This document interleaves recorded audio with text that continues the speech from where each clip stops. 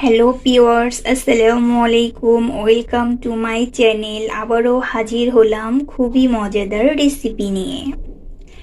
এখন শীতকাল, বাজারে প্রচুর শীতের সবজি পাওয়া যায়, তাই আজ বানিয়ে দেখাবো শীতের সবজি দিয়ে ভুনা খিচুড়ি। আশা করি আপনাদের ভালো লাগবে আমার আজকের রেসিপি যদি ভালো লাগে তাহলে প্লিজ সাবস্ক্রাইব করতে ভুলে যাবেন না পরবর্তী ভিডিও পাওয়ার জন্য।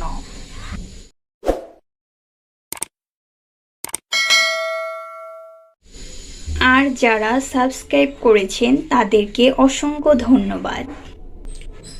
কথা না বাড়িয়ে চলুন দেখে নেই কি করে পারফেক্টভাবে সবজি দিয়ে ভুনা খিচুড়ি রান্না করব।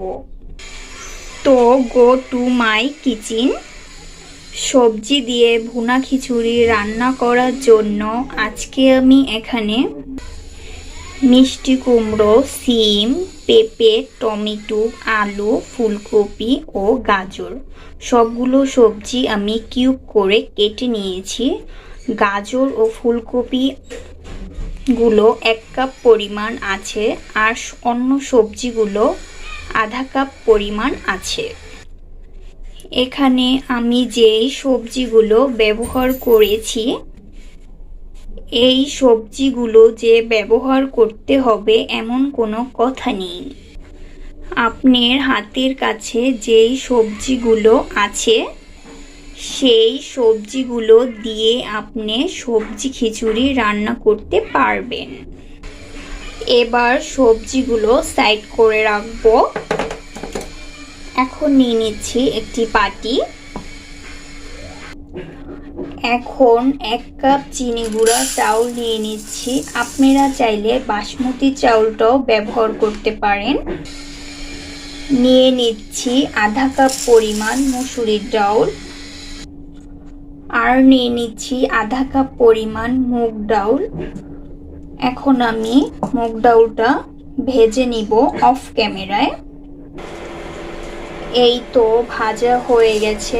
এখন আমি মিক্স করা চাউল ও ডাউলের মধ্যে দিয়ে দিব। এখন আমি ভালোভাবে এগুলো ওয়াশ করে নিব।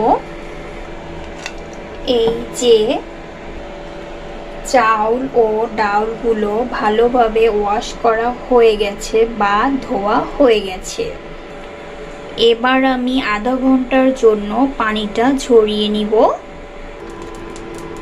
আমি প্রথমেই দিয়ে দিচ্ছি 2 টেবিল চামচ রান্নার রেগুলার সয়াবিন তেল। সবজি খিচুড়ি রান্নার আগে সবজিটা একটু ভেজে নিলে খিচুড়িটা খেতে অনেক বেশি ভালো লাগে। টমেটো বাদে সবগুলো সবজি আমি ভেজে নিব। এখন সামান্য একটু লবণ দিয়ে সবজিগুলো মিক্স করে নেব।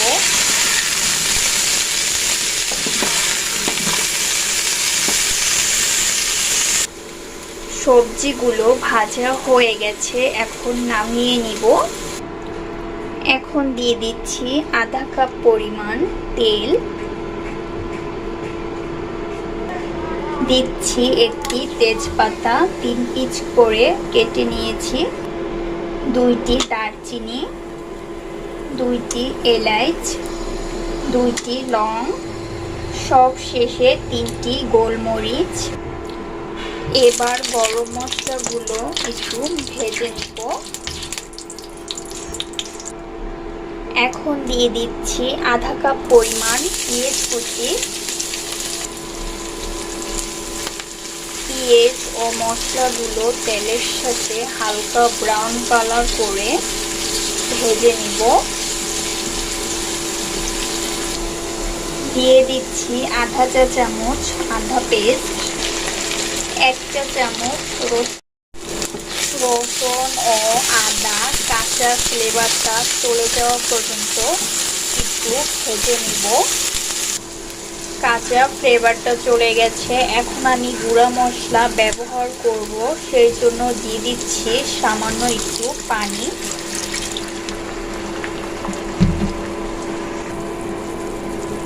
দিয়ে দিচ্ছি 1.5 চা চামচ লাল মরিচের গুঁড়া, 1 চামচ হলুদের গুঁড়া, 1 চামচ ধনিয়ার গুঁড়া, দিয়ে দিচ্ছি 1 চা চামচ জিরার গুঁড়া। সব শেষে দিয়ে দিচ্ছি লবণ পরিমাণ মতো। আমি কিন্তু সবজি ভাজার সময় লবণ ব্যবহার করেছিলাম।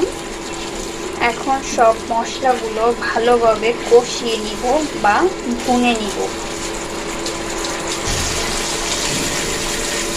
মশলাটা খুব ভালো করে কষানো হয়ে গেছে। এখন আমি দিয়ে দেব পানি ঝরিয়ে রাখা চাউল ও ডালগুলো। এই যে আপনারা দেখতেই পাচ্ছেন, এখানে একটু পানি নেই, একদমই ঝরঝরে হয়েছে। এখন আমি মশলায় দিয়ে দিব।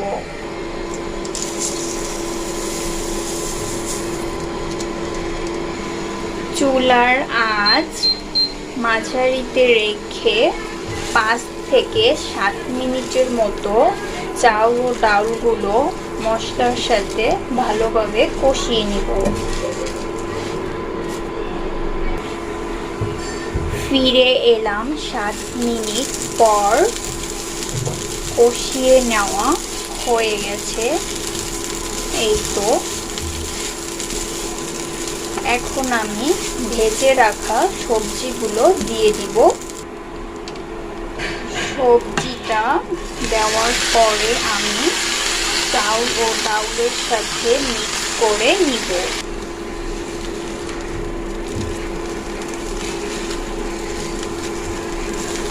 মিক্স করা হয়ে গেছে। এবার আমি আরও 3 থেকে 5 মিনিটের মতো কষিয়ে নিব।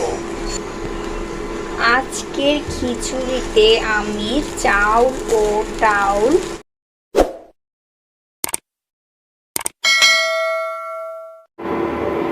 2 কাপ ব্যবহার করেছি।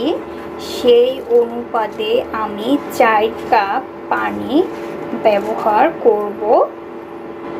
যেই কাপ দিয়ে আপনারা চাউল ডাল মাপবেন, সেই কাপ দিয়ে আপনারা পানির পরিমাণটা যতটুকু লাগবে ঠিক ততটুকুই দিবেন। যেরকম চাউল ডাউল নেবেন ঠিক তার ডাবল পানি ব্যবহার করতে হবে। আর হ্যাঁ, অবশ্যই ফুটন্ত গরম পানি দিতে হবে। এই তো আমি গরম পানিটা দিয়ে দিচ্ছি। এখন ভালোভাবে মিক্স করে নিব। এখন দিয়ে দিচ্ছি ফালি করে রাখা 3টি টমেটো। আমি কিন্তু টমেটোটা তেলে ভাজিনি, অন্য সবজিগুলো ভেজে নিয়েছি। ঠান্ডা পানি দিলে কিন্তু খিচুড়িটা ঝরঝরে হবে না। এবার আমি ঢাকনাটা দিয়ে ঢেকে রাখবো 5 মিনিটের জন্য। ফিরে এলাম 5 মিনিট পর। চাউল ডাউল ও সবজিগুলো পানির সমান হয়েছে, ঠিক এরকম।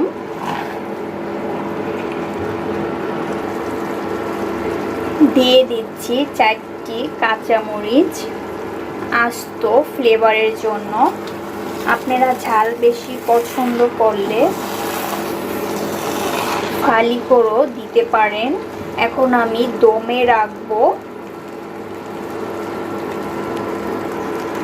আর চুলার আঁচটা কিন্তু একেবারে কমিয়ে দিব। এখন আমি ঢাকনাটা দিয়ে দিচ্ছি। ঢাকনার ছিদ্রটা বন্ধ করে দিচ্ছি। ফিরে আসবো 10 মিনিট পরে। এদিকে আমি বেগুন ভাজার জন্য হলুদ, মরিচ ও লবণ দিয়ে বেগুনগুলো মেখেছি। আমার খিচুড়ি পারফেক্টভাবে হয়ে গেছে। দেখলেন তো কত সহজে ও অল্প সময়ে সবজি খিচুড়ির রেসিপি। এখন আমি আমার মতো করে পরিবেশন করে নিব।